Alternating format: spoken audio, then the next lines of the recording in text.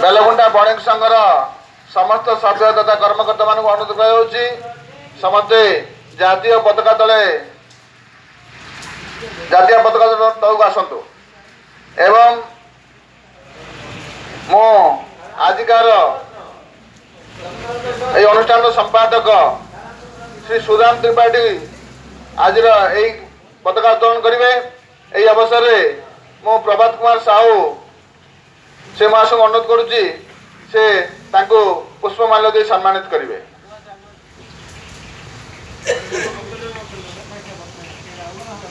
वर्तमान आमे पताका उत्तोलन करने यही कार्यक्रम सहयोग करेंगे।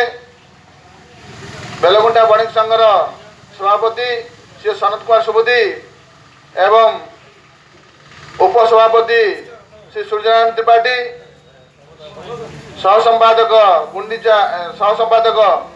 संतोष महाराणा एवं कोषाध्यक्ष गुंडीचा बेहरा एवं अन्यान्य समस्त कमिटी सदस्य एवं सभ्यवृंद बर्तमान अनुरोध करी आमर संपादक को से पताका उत्तोलन करेंगे।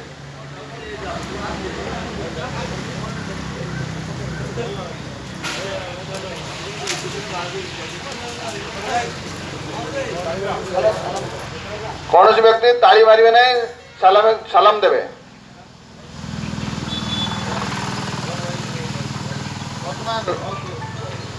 आम जातीय संगीत शुरू करवा।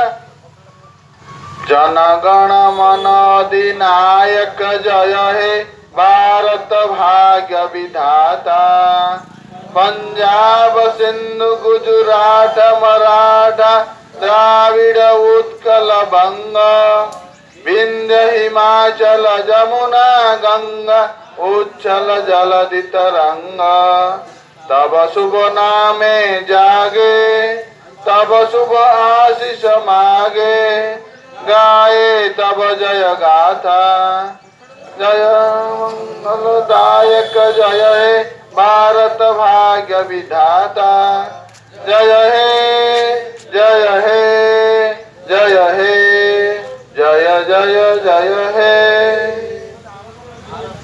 भारत माता की भारत माता की भारत माता की महामानव महात्मा गांधी की महामानव महात्मा गांधी की महामानव महात्मा गांधी की नेताजी सुभाष चंद्र बोस की नेताजी सुभाष चंद्र बोस की नेताजी सुभाष चंद्र बोस की पंडित जवाहरलाल नेहरू की पंडित जवाहरलाल नेहरू की पंडित जवाहरलाल नेहरू की जय जवान जय जवान। राष्ट्रपति द्रौपदी मुर्मू की राष्ट्रपति द्रौपदी मुर्मू की प्रधानमंत्री नरेंद्र मोदी की प्रधानमंत्री नरेंद्र मोदी की। वर्तमान मु आमर संपादक को अनुरोध करी से जातीय उद्देश्य बणिक संघर समस्त सभ्य मान को किसी उद्बोधन देवे।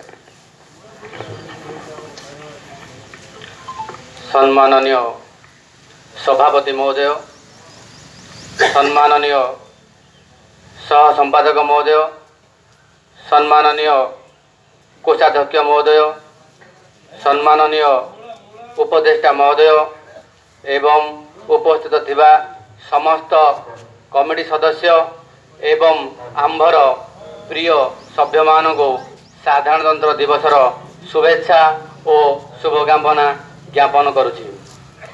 आज यही पवित्र अवसर रे मते किछि कहवा को सुजोग देइबारु मो निजको धन्य मन करुछि। आम समस्त को जनाछि आज सारा भारत वर्ष रे पल्ली ठारू दिल्ली पर्यंत यही साधारणतंत्र दिवस को 76तम साधारणतंत्र दिवस रूपे पालन करा जाउअछि। यही दिवस पालन करने सहित यार कारण जानिबा समस्त नित्यांत जरूरी। 1947 मसीहा अगस्ट मास 15 तारिख रे देश स्वाधीन हैला।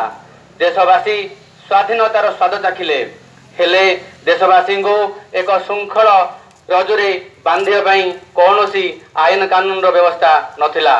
तेणु तत्कालीन राष्ट्रपति doctor Rajendra Prasad doctor B R. Ambedkar को देशर संविधान प्रणयन दायित्व न्यस्त करथिले। संविधान प्रस्तुत होयापई डॉक्टर बी.आर. आंबेडकर एवं तांकर कमिटी दीर्घ 2 वर्ष 11 मास 18 दिन समय नहीं। आमर संविधान एक सुदृढ़ संविधान। यही संविधान 1950 मसीहा नवेम्बर मास 26 तारीख रे संविधान सभा गृहीत होता। 1950 मसीहा जनवरी 26 रे सारा देशवासी उद्देश्य रे प्रणयन करागला। भारतवासी एक श्रृंखल आईनर रजुरे बांधि होई निज हाथे निज शासन कले। प्रत्येक वर्ष जनवरी 26 को एक गणतंत्र दिवस रूपे पालन करा जायछि। कवि भाषा रे पदुडे कहबी स्वाधीन भारतर संतान आमे ए आम जन्मभूमि हिंदू मुस्लिम सिख साई सभी आमे भौणी भाई। आमर संविधान हेउछि विश्वर सर्वबृहत लिखित संविधान। यही संविधान आमको आमर अधिकार प्रति लड़िबार हक देइछि। समस्त धर्म को समान अधिकार देइछि। तेणु संविधान को सम्मान रखिबा आम समस्तंकर परम कर्तव्य। परिशेष रे कहबी आम संविधान को सम्मान देवा संगे संगे आम संघ को संघर आईन कानून को मध्य मानि चलिबा। आमर देशर प्रगति तथा संघर उन्नति पथरे निजको सामिल करिबा। मु एति कही मोर वक्तव्य शेष करुछि। जय हिंद, भारत माता की जय। आज यही पवित्र कार्यक्रम रे आमर संपादक समस्त को एकत्रित रहा संगे संगे संघर नीति नियम को मानि चलिया समस्त को निवेदन करछन्ति। एणु संघ तरफ एवं समस्त सभ्यान तरफ एवं समस्त तरफ तांको बहुत बहुत बहुत धन्यवाद। तत्संगे संगे यही कार्यक्रम रे आमर सभापति श्री सनत कुमार सुबुद्धि एवं अन्य कर्मकर्ता मान उपस्थित रही यही कार्यक्रम को सुचारू रूपे परिचालन कर समस्त को बहुत बहुत धन्यवाद। तत्संगे संगे समस्त कार्यकर्ता मान समस्त एक्टिविटी बॉडी एवं समस्त सभ्य मान उपस्थित रही श्रृंखलित भाव यह कार्यक्रम को सुपरिचालन कर समस्त को आमर बणिक संघ तरफ समस्त को बहुत बहुत धन्यवाद। यापर आमर जलपान व्यवस्था है समस्ते जलपान करी श्रृंखला सहित फेरवे। धन्यवाद।